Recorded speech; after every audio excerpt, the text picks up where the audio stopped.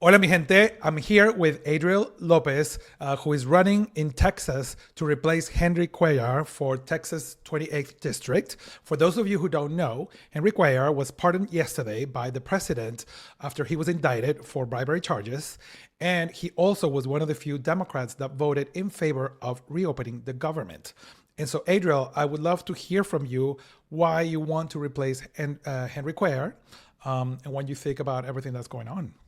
Yeah, well, yesterday was really the tipping point, and I think everyone has begun to see how volatile our government has become and how unreliant over the years they've become.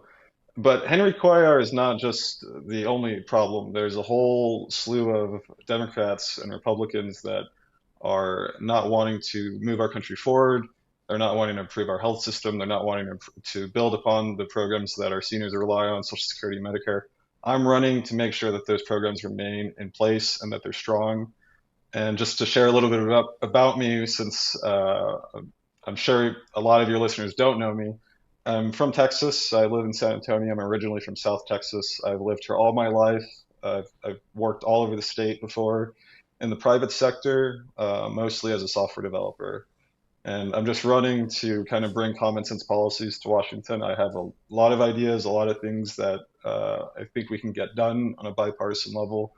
Could you tell us a little bit about how you differentiate yourself from Henry Cuellar? Yeah, oh, there's a lot of differences. The main one is that my house has never been raided by the FBI. I've never been indicted on federal charges. So that separates us by a great deal. I've never been in federal That is custody. a big one. And the other thing that scares me a little bit as a Democrat is knowing that this person is currently there, was pardoned by the president. So obviously he's going to be a puppet for him, just like the Yeah. situation that we had in New York with Eric Adams. I'm kind of surprised he is running again. I really thought he would have just kind of taken this as a sign to retire. Count your blessings, because I really didn't think he was going to get pardoned. But it's obvious that the vote to reopen the government and to abandon the ACA tax credits ultimately led to him getting pardoned.